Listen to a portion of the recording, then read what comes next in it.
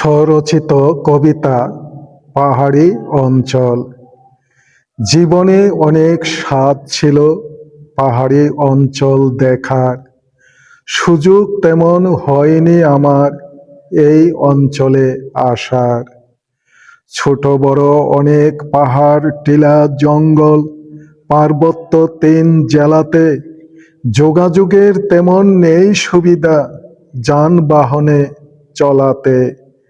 পাহাড় টিলা দেখতে কত সুন্দর, গাছপালায় ঢাকা সবুজে, অবাক হয়ে দেখতে শুধু ইচ্ছে করে, ঈশ্বর সাজিয়েছে কেমন সাজে।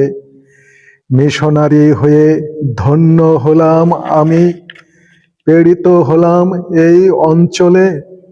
নিত্যদিন এখন বিচরণ করে যাচ্ছি সেবার তাগিদে দিনে রাতে।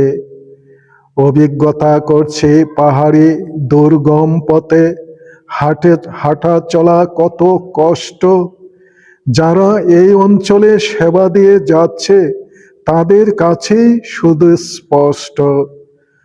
আঁকা বাঁকা পথে পাহাড়ের গা ঘেঁষে যেতে হয় বহু দূরে। গ্রাম খুঁজে খুঁজে ক্লান্ত হই, শক্তি থাকে না শরীরে।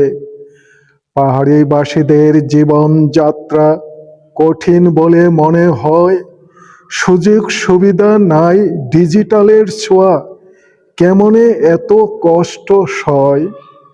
বাস্তব অভিজ্ঞতা ছাড়া বুঝিবে না কেউ পাহাড়িয়াদের জীবন কথা। তাদের কাছে এসে থাকলে সাথে, বুঝতে জীবনে কত ব্যথা, বুঝতে জীবনে কত ব্যথা।